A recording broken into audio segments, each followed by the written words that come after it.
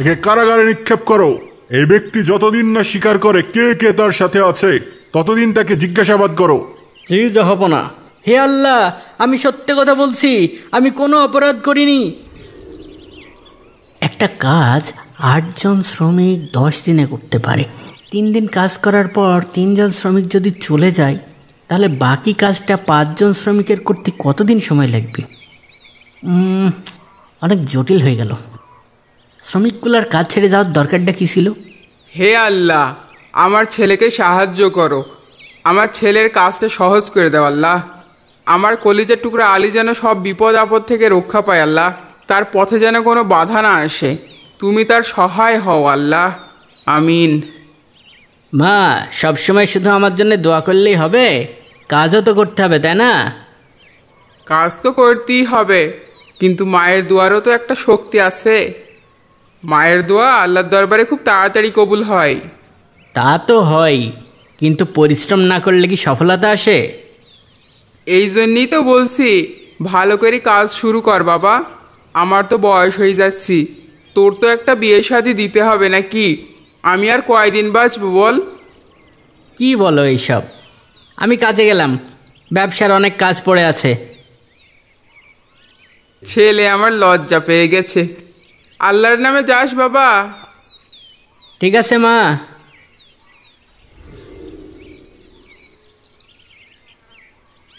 আসসালামু আলাইকুম আলী ভাই, ব্যবসা তো তোমার ভালোই চলছে, রহস্য কি? ওয়ালাইকুম আসসালাম রহিম।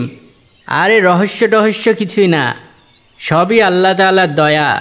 সৎভাবে ব্যবসা বাণিজ্য করলে তুমিও সফল হবে ইনশাআল্লাহ। এই বেটা আলী এত অল্প দিনে এত উন্নতি করে ফেললো। ওর দোকানে এত বেচা কিনা হয়, আর আমার ব্যবসা তো লাটে ওঠার জোগাড়। বেটা বদমাইশ, আমার সব কাস্টমার নিয়ে নেয়। ভেজাল ব্যবসা বন্ধ করি, ভালো জিনিস বেচেন, আপনারও ব্যবসা ভালো হবে। হ্যাঁ, কি বললি? ওই কিছু না তো। বেটা কি মনের কথা বুঝে ফেললো নাকি? কি বেড় করছেন আনিস ভাই? ওই যে আলী কথা বলছিল, ওই লোকগুলা কারা রে? ওদের সাথেই তো আলী ভাই ব্যবসা করে, ওরা শহর থেকে আসে। কি পাগল বোঝাচ্ছিস? গ্রামের লোক যায় শহরে, শহরের লোক কখনো গ্রামে আসে? নিশ্চয়ই কোনো ব্যাপার আছে। তুমিও না আনিস ভাই সব কিছুতে ব্যাপার খোঁজো, সব কিছু সহজভাবে দেখো, দেখবা জীবন সহজ হয়ে যাবে। এই যা তো, আলীর দালাল, আমাকে জ্ঞান দিবি না, তোর এত জ্ঞান হয়নি। উচিত কথাই বন্ধু বেজার। আমার সব বন্ধু লোকগুলাকেও বেটা আলী নিজের বানিয়ে নিছে, এর একটা বিহিত করতেই হবে। মা, ব্যবসার জন্য শহরে যাচ্ছি, সাবধানে থেকো। তুইও সাবধানে যাস বাপ, সোজা যাস আর এদিক ওদিক যাস না, তাড়াতাড়ি ফিরে আসিস। আরে মা, আমি কি এখনো বাচ্চা আছি নাকি? মার কাছে ছেলেপিলেরা সারা জীবন বাচ্চাই থাকে। এই তো সেদিন এতটুকু ছিলি, তোকে কোলে নিয়ে ঘুরছিলাম। আবার এখন শুরু করো না, আমার দেরি হয়ে যাচ্ছে, তাড়াতাড়ি পৌঁছাতে হবে। ঠিক আছে বাপ, সাবধানে যাস।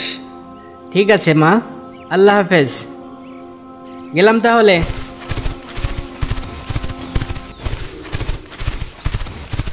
ও থামো থামো থামো। কি হয়েছে ভাই? তুমি কি ব্যবসায়ী আলী জাবের? জি ভাই, আমি ব্যবসায়ী আলী জাবের। কোনো সমস্যা? তোমার নামে অভিযোগ আছে, খলিফার হুকুম, তোমাকে আমাদের সাথে যেতে হবে। কিন্তু কেন? আমি তো কোনো অপরাধ করিনি, আমার জরুরি কাজ আছে। চুপ, কোনো কথা নয়, চলো আমাদের সাথে। ইয়া আল্লাহ, আবার এখন বিপদে পড়লাম। জাহাপনা, এই ব্যক্তিকে রাজদ্রোহের অভিযোগে সিপাহীরা ধরে এনেছে। কি এত বড় স্পর্ধা? আমার রাজ্যে বাস করে আমার বিরুদ্ধে ষড়যন্ত্র করছো? এ কি বলছেন জাহাপনা? আমি তো একজন সামান্য ব্যবসায়ী, আমি কেন ষড়যন্ত্র করতে যাব? এর বিরুদ্ধে কোনো সাক্ষী প্রমাণ আছে?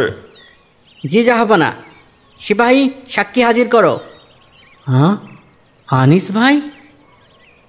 জাহাপনা, আমার নাম আনিস, আমি এই লোককে খুব ভালো মতো চিনি। সে একজন ছদ্মবেশী, এর মতলব বেশি ভালো না। কেমন? আমি তাকে মাঝে মধ্যেই রাতের অন্ধকারে সন্দেহজনক কিছু লোকের সাথে কথা বলতে দেখেছি। খলিফা, রাষ্ট্র, এরকম দু একটা শব্দও কানে এসেছে। মিথ্যা কথা! এই লোক মিথ্যা কথা বলছে, এ আমাকে ফাঁসাতে চাচ্ছে। আমি কিসের জন্য মিথ্যা কথা বলতে যাব? আর আমার কি লাভ? আর তাছাড়া লোকগুলো আসেও সন্ধ্যার পরে, আবার রাতেই চলে যায়। দিনের বেলায় তাদের দেখাও যায় না। আমি একজন সচেতন প্রজা হিসাবে সৈনিকদের ব্যাপারটা জানাই। যে জাহাপনা, আমরাও তাকে গাট্টি বেঁধে শহরের দিকে যাওয়ার সময় আটক করি। হয়তো সে পালাচ্ছিল বা কোনো পরিকল্পনা হয়তো করতে যাচ্ছিল। আমার রাজ্য থেকে আমার বিরুদ্ধে ষড়যন্ত্র, একে কারাগারে নিক্ষেপ করো। এই ব্যক্তি যতদিন না স্বীকার করে কে কে তার সাথে আছে, ততদিন তাকে জিজ্ঞাসাবাদ করো। জি জাহাপনা। হে আল্লাহ, আমি সত্যি কথা বলছি, আমি কোনো অপরাধ করিনি। এই সবই আনিসের চক্রান্ত। অপরাধী কোনোদিন স্বীকার করে? আল্লাহ তাআলা তোমাকে ক্ষমা করবে না। তুমি একজন নিরপরাধ লোককে ফাঁসাচ্ছ হিংসার বশবর্তী হয়ে। হিংসা মানুষকে ধ্বংস করে দেয়। তুমি আল্লাহকে ভয় করো আনিস ভাই। হে আল্লাহ, তুমি আমার সাক্ষী। আমি তো শুধু এই খলিফা আর আমার দেশকে ভালোবাসি। আজ 5 দিন হয়ে গেল আমার ছেলে বাড়ি আসছে না। বলি গেলে একদিন পরে চলে আসবি, অথচ আজ 5 দিন হয়ে গেছে ও বাড়ি আসছি না। ও আল্লাহ, আমার ছেলের কোনো বিপদ আপদ হলো নাকি? হে আল্লাহ, আমার আলী কোথায়? কি হয়েছে তার? তুমি ছাড়া আর কেউ নেই যে আমার ছেলেকে রক্ষা করতে পারবি। তুমি দয়াময়, তুমি রহিম। আমার চোখের জল তুমি দেখো আল্লাহ। ইয়া আল্লাহ, তুমি আমার অসহায় ছেলের একমাত্র ভরসা। তুমি তাকে রক্ষা করো। আমার চোখের প্রতিটা ফোঁটা তোমার দরবারে কবুল করো।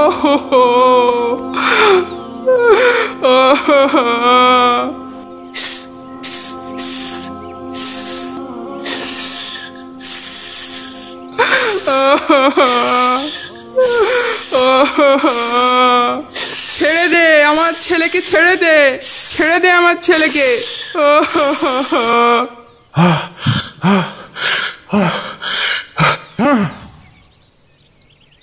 এ আমি কি স্বপ্ন দেখলাম? এ তো এক মায়ের আর্তনাদ তার সন্তানের জন্য। আমি কেন এ ধরনের স্বপ্ন দেখলাম? আমি কি কোনো ভুল করেছি?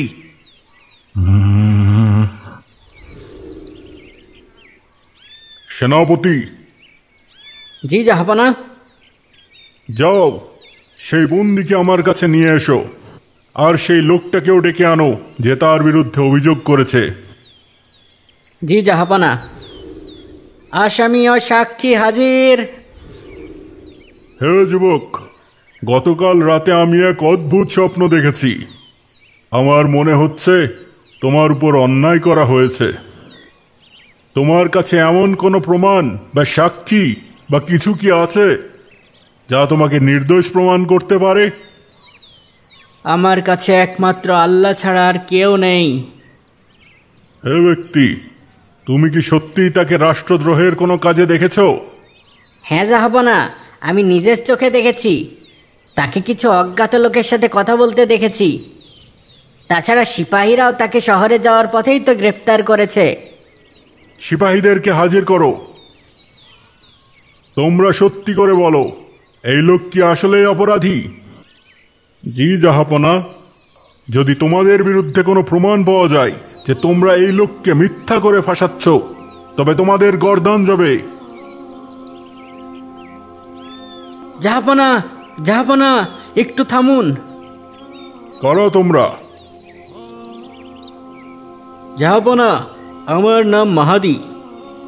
আমি আলী ভাইয়ের সাথে ব্যবসা করি। প্রতি সপ্তাহে একবার করে গ্রামে তার কাছে আসি এবং পাওনা টাকা নিয়ে ভোরবেলায় চলে যাই। সে কখনো ওয়াদার বরখেলাপ করেনি, কিন্তু আজ তার দোকান বন্ধ দেখে তার বাড়িতে খোঁজ নিতে যাই এবং তার মা জানায় যে সে 5 দিন আগে আমাদের সাথেই দেখা করতে শহরে গিয়েছে। ছেলের জন্য কেঁদে কেঁদে তার মায়ের অবস্থা খুবই খারাপ জাহাপনা। আমরা ফেরার পথে দেখি এই আনিস নামের লোকটা 3 সিপাহীকে বলছে টাকা লাগলে আরও দেব, কিন্তু আলী যেন ছাড়া না পাই। তখন আমাদের সন্দেহ হয়, আর আমরা খোঁজ নিয়ে জানতে পারি আলী ভাইকে এখানে বন্দি করে রাখা হয়েছে। আর সাথে সাথে আমরা এখানে ছুটে এসেছি জাহাপনা।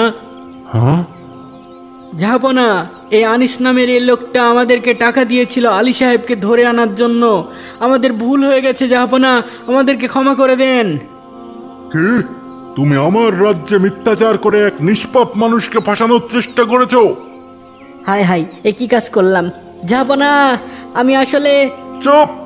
সেনাপতি, একে বন্দি করো আর আলীকে মুক্ত করে দাও। মা, মা!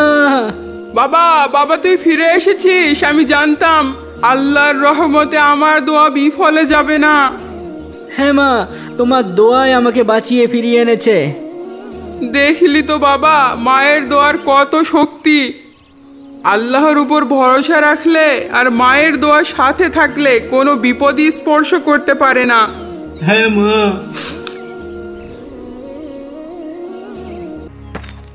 খলিফা হারুনুর রশিদের শাসনকালে বাগদাদে আলী নামে এক বণিক বাস করত। সারা জীবন পরিশ্রম করে সে অনেক টাকা সঞ্চয় করেছিল। তার অনেক দিনের শখ পবিত্র হজ করার। একদিন কিছু প্রতিবেশী তার সাথে দেখা করতে আসে। আসসালামু আলাইকুম ভাই আলী। ওয়ালাইকুম আসসালাম। কি ব্যাপার ভাই, তোমরা সবাই একসাথে? আমরা শীঘ্রই মক্কা শরীফে পবিত্র হজ করতে যাচ্ছি। তুমি কি আমাদের সাথে যাবে ভাই? আমারও তো যাওয়ার খুবই ইচ্ছা ভাই, কিন্তু কি ভাই? কিন্তু আমার যে অর্থগুলো সেগুলো নিরাপদ আশ্রয়ে কোথায় যে রাখবো, এটাই হলো সমস্যা। এটা আর এমন কি, তুমি তো চাইলে অর্থগুলো খলিফার নিকটেও রেখে যেতে পারো। অথবা তুমি কোনো বিশ্বস্ত বন্ধুর কাছেও তো রেখে যেতে পারো। আচ্ছা ঠিক আছে, আমি একটু চিন্তা ভাবনা করে তোমাদের জানাচ্ছি। ঠিক আছে ভাই, তবে তাড়াতাড়ি জানিও। তারপর অনেক চিন্তা ভাবনা করে আলী একটি বড় কলসি কিনল এবং মক্কায় যাবার সমস্ত খরচ বাদে বাকি অর্থ কলসিতে রেখে সেটা জলপাই দিয়ে পূর্ণ করলো। তারপর পাশের বাড়িতে বিশ্বস্ত বন্ধু নাজিমের নিকট গেল। আসসালামু আলাইকুম বন্ধু। ওয়ালাইকুম আসসালাম। কি খবর বন্ধু? আমি তোমার কাছে একটা সাহায্যের জন্য এসেছি। অবশ্যই বলো, কিভাবে তোমাকে সাহায্য করতে পারি? বন্ধু, আমি কিছুদিনের জন্য মক্কা যাচ্ছি। তুমি যদি আমার এই জলপাইয়ের কলসিটা কিছুদিনের জন্য আমানত রাখো তবে খুবই উপকৃত হতাম। এই সামান্য বিষয় নিয়ে এত ভাববার কি আছে? তুমি কলসিটি এখানে রেখে নিশ্চিন্ত মনে মক্কা শরীফ যেতে পারো। এই বলে খুশি মনেই বন্ধু নাজিম আলীকে নিশ্চিন্ত করে বিদায় দিল। আলী অন্যদের সাথে মক্কা রওনা হলো। এদিকে প্রায় 2 বছর চলে যাচ্ছে, এখনো আলী ফিরে আসেনি। একদিন নাজিমের স্ত্রী ও নাজিম খেতে বসেছে। আমার না খুব জলপাই খেতে ইচ্ছে করছে। এখানে কোথাও কি জলপাই পাওয়া যাবে? কেন, আমাদের ঘরেই তো জলপাই আছে। কি? কোথায়? মনে নেই? সেই যে বন্ধু আলী এক কলসি জলপাই রেখে গেছে, তা থেকে কয়েকটা নিয়ে নিলেই তো হয়। না না, কি দরকার পরের আমানতের জিনিসে হাত দেওয়ার? তুমি বরং বাজার থেকেই কিনে আনো। 2 বছর হয়ে গেছে আলী গেছে, এখনও তার কোনো খোঁজ পাওয়া যায়নি। জীবিত আছে কিনা কে জানে। এগুলো খরচ করে নতুন জলপাই এনে না হয় কলসিতে ভরে রাখলেই হবে। এই কথা শুনে স্ত্রী আর অমত করল না। নাজিম তখন ভাড়ার ঘরে প্রবেশ করলো এবং কলসির মুখ খুলে জলপাইগুলো দেখল। আহা, সবগুলো জলপাই পচে গেছে। দেখি নিচের দিকে 2-1টা ভালো আছে কিনা। তারপর সে কলসিটি উপর করে ঢেলে ফেলল আর অবাক হয়ে গেল। আরে এ কি, জলপাই কোথায়? এ যে রাশি রাশি সোনার মোহর। তাহলে জলপাইয়ের নিচে সোনার মোহর রেখেছিল আলী। বাহ, ভালোই হলো, এখন এ সব মোহর আমার হয়ে গেল। আমার কাছে জলপাই আমানত দিয়ে গেছে সে, মোহর তো আর দেয়নি। তারপর নাজিম খুশি মনে সমস্ত মোহর তার সিন্ধুকে তুলে রেখে দিল। এরপর বাজার থেকে 1 ঝুড়ি টাটকা জলপাই কিনে নিয়ে এসে কলসিতে ভরে রাখলো। কিছুদিন পর আলী মক্কা থেকে ফিরে এলো এবং এসে বন্ধুর বাড়িতে গেল। আসসালামু আলাইকুম বন্ধু নাজিম। ওয়ালাইকুম আসসালাম বন্ধু আলী। মক্কা থেকে কবে ফিরে এলে? কালকে রাতেই ফিরেছি। এসো এসো, খাওয়া দাওয়া করবে, এসো। তারপর আলী বন্ধুর বাড়িতে খাওয়ার শেষে বন্ধুর নিকট থেকে কলসিটি চেয়ে বাড়ি নিয়ে চলে এলো। বাড়ি গিয়ে আলী দেখলো যে কলসিতে একটিও মোহর নেই। উপর থেকে নিচ পর্যন্ত শুধুই টাটকা জলপাইয়ে ভর্তি। ইয়াল্লাহ, আমার মোহর গেল কোথায়? নিশ্চয় বন্ধু নাজিম কলসির সব মোহর চুরি করেছে। বিষণ্ণ মনে আলী আবার নাজিমের কাছে ফিরে গেল এবং মোহরগুলো ফিরিয়ে দেওয়ার জন্য অনুরোধ করল। নাজিম বিস্ময়ের ভান করে বলল, সে কি, তুমি আমার কাছে জলপাই রেখে গেলে, এখন মোহর চাচ্ছ, বিষয় কি? আলী তখন বন্ধুর নিকট পুরো ঘটনা খুলে বলল এবং মোহরগুলো ফিরিয়ে দেওয়ার জন্য বারবার তাকে অনুরোধ করল, কিন্তু কিছুতেই কিছু হলো না। বহু অনুনয় বিনয় করা সত্ত্বেও মোহরগুলো ফিরিয়ে দিতে নাজিম রাজি হলো না। অগত্যা আলী কাজীর দরবারে গিয়ে নালিশ জানালো। কাজীর তলবে নাজিম বিচারালয়ে হাজির হলো। কাজী তাকে প্রশ্ন করলেন, তুমি আলীর গচ্ছিত কলসিটি ফিরিয়ে দিলে, ওর ভিতরের মোহরগুলো দিচ্ছ না কেন? হুজুর, ও আমার কাছে এক কলসি জলপাই গচ্ছিত রেখেছিল, তা তো পেয়েছেই। আমি তো কলসির মুখ খুলিনি, কি করে জানবো ওতে কি ছিল? আলী, তুমি যদি প্রমাণ দিতে পারো যে তোমার কলসিতে জলপাইয়ের নিচে মোহর রেখেছিলে, তবে অবশ্যই তা পাবে। কিন্তু আলী কিভাবে প্রমাণ করবে যে জলপাইয়ের নিচে মোহর রেখেছিল? তা তো সে আর আল্লাহ ছাড়া কেউ জানে না। কিছুদিনের মধ্যে সারা বাগদাদে এই ঘটনার কথা ছড়িয়ে পড়ল। একদিন খলিফা নিজ অভ্যাস মতো উজিরের সাথে বেড়াতে বের হয়েছিলেন। সেদিন ছিল পূর্ণিমা রাত। জ্যোৎস্নার আলোয় চারিদিকে আলোকিত হয়ে উঠেছিল। খলিফা ঘুরতে ঘুরতে দেখলেন এক স্থানে কতগুলো বালক চাঁদের আলোয় বসে খেলা করছে। কৌতূহলী খলিফা সেখানে দাঁড়ালেন। বালকদের মধ্যে একজন বলল, ভাই চলো আজ আমরা আলী ও নাজিমের বিচার খেলি। ঠিক আছে, তাহলে আমি সাজবো আলী, আর আমি হব নাজিম, আর আমি হচ্ছে কাজী। ঠিক আছে? আলী সাজা বালকটি একটি ভাঙ্গা কলসি দেখিয়ে বলল, আর এটাই ধরো আমার জলপাইয়ের কলসি। তাহলে বিচার শুরু হচ্ছে। আলী, নালিশ কর। আমার বন্ধু নাজিমের কাছে জলপাইয়ের কলসি আমানত রেখেছিলাম, যার ভিতরে সোনার মোহর ছিল, কিন্তু সে মোহর চুরি করে শুধুমাত্র জলপাই ফেরত দিয়েছে। নাজিম, সামনে আসো। আলী যেটি বলেছে তা কি সত্য? হুজুর, জলপাইয়ের কথা সত্য, তবে মোহরের কথা মিথ্যা। আচ্ছা, কদিন আগে কলসিটি দিয়েছিল? তা প্রায় 2 বছর হবে। বেশ, তখন কলসিটি কি এই জলপাই ছিল? হ্যাঁ হুজুর, ছিল, কিন্তু আমি তা ছুঁইনি। কাজী তখন একজন বালককে বলল, যাও তো একজন জলপাই ব্যবসায়ীকে ডেকে নিয়ে এসো। তখন একজন বালক জলপাই ব্যবসায়ী সেজে কাজীর সামনে এসে দাঁড়ালো। হুজুর, আমি একজন জলপাই ব্যবসায়ী। আচ্ছা, জলপাই কতদিন পর্যন্ত ভালো থাকে বলো তো? যত্নে রাখলে বড় জোর 6 মাস টাটকা থাকে। কাজী তখন সেই কলসিটি দেখিয়ে বলল, এই জলপাইগুলো দেখো তো কতদিনের। ব্যবসায়ী পরীক্ষার ভান করে বলল, হুজুর, বেশি হলে 1 মাস আগে এগুলো গাছ থেকে পাড়া হয়েছে। কাজী তখন নাজিমকে বলল, সবই তো শুনলে, তুমি ভীষণ মিথ্যাবাদী। নিশ্চয়ই তুমি কলসির ভিতরের মোহরগুলো নিয়ে নতুন জলপাই দিয়ে কলসিটি ভর্তি করে রেখেছিলে। অতএব এখনই আলীর মোহরগুলো ফিরিয়ে দাও, অন্যথায় তোমায় বন্দি করব। নাজিম তখন সব স্বীকার করে আলীর মোহরগুলো ফিরিয়ে দিল। বালকের বিচার ক্ষমতা দেখে খলিফা ও উজির বিস্মিত হলেন। খলিফা বালকদের বললেন, বালকেরা, তোমরা আগামী দিন আমার বিচারালয়ে গিয়ে আলী ও নাজিমের বিচারটি করবে। ঠিক আছে? বালকেরা আনন্দিত মনে রাজি হলো। পরদিন সকালে বালকদের বিচার দেখতে বিচারালয়ে অনেক মানুষের ভিড় হলো। খলিফা আলী ও নাজিমকে তার দরবারে ডাকলেন এবং সে বালকদেরও নিয়ে এলেন। যথা নিয়মে সে বালক কাজীর আসনে বসে বিচার করতে আরম্ভ করলো এবং গত রাতের মতোই সে সঠিকভাবে বিচার করে নাজিমকে দোষী সাব্যস্ত করলো। তখন নাজিম বাধ্য হয়ে তার সকল অপরাধ স্বীকার করলো। আমার ভুল হয়ে গেছে হুজুর, আমাকে ক্ষমা করে দিন, আমি এক্ষুনি আলীর মোহরগুলো ফিরিয়ে দিচ্ছি। দরবার সদ্য সব মানুষ তখন সেই বালকের প্রশংসা করতে লাগলো। খলিফা তখন খুশি হয়ে সেই বালকের শিক্ষার দায়িত্ব নিলেন এবং বড় হলে তাকে কাজীর পদ প্রদান করে পুরস্কৃত করলেন। কেমন লাগলো আজকের গল্পটি কমেন্ট করে জানান।